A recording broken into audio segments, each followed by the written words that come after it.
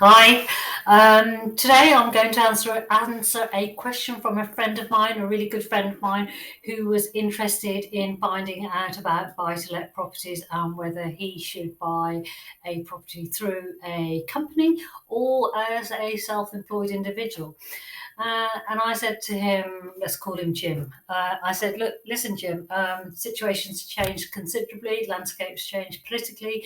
There seems to be a very anti-landlord movement with the current government at the moment, unfortunately. So my experiences are going to be very different to what the future might hold for you in terms of number of properties and how you sort of finance your buy-to-let portfolio. So what I essentially did was I broke it up into sort of different sections in terms of setting up costs for a sole trader versus a registered company, dealing with HMRC, risks, and a summary page as well.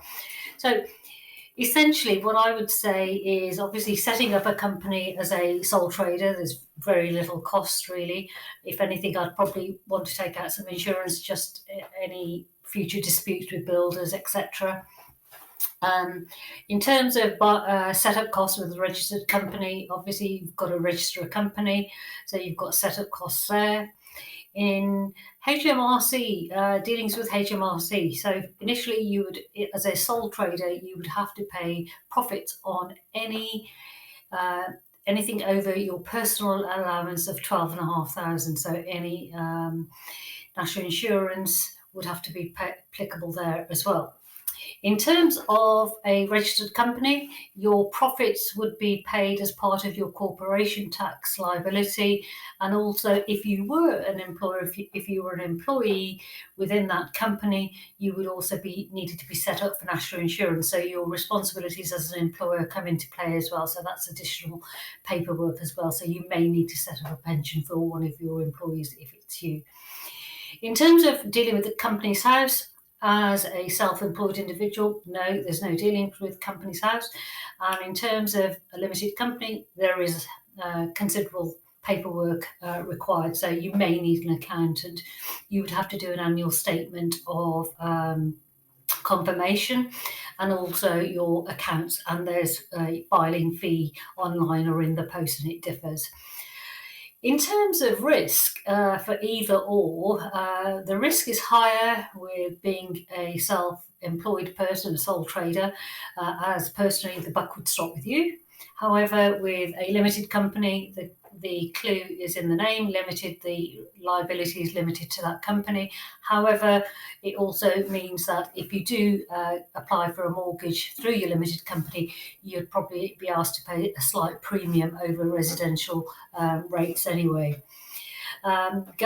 Talking about premiums and advantages, in summary, if you were a sole trader at the moment, because the landscape's changed considerably, you can only claim 20% of your loan interest payments, and that's a considerable difference to 100% as it used to be before April 2020. So that's really, in my view, very bad news for a landlord who's just possibly got the one property. And it also becomes less tax efficient for planning purposes as a sole trader having one property. So moving on to the summary for a limited company, as a buy-to-let landlord, residential landlord, you can claim up to 100% of your loan back as an expense. Also, you might need an accountant. There'll be greater paperwork. The opportunity to tax plan within a company is greater. So inheritance tax, capital gains, and setting up dividends. Obviously, you've got a greater opportunity to do that, and also to set up a pension and be creative with how that pension is set up after taking some financial advice, setting up a pension and possibly reloaning some capital back to yourself. And I would stress that would be, as far as I'm aware, for commercial property only and not for residential. There's a major advantage also about commercial limited companies. If you do sell that company and the portfolio, say, has 3 properties in that portfolio, the stamp duty wouldn't be applicable. So both buyer and seller benefit from that. The seller would put a small premium on that, as there's no stamp duty on that, in order to maximise their sort of return on that. In summary, if I was saying to anybody in my position now is, unless you're going to have more than one property, I think a limited company is hard work and a lot of work. And if it was me personally, I would be saying steer away from residential property and go through the commercial or industrial or mixed use, a shop with a apartment on top, something along those lines.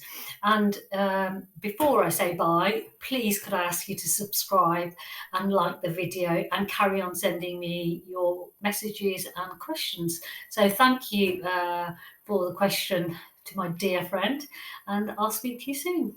Bye.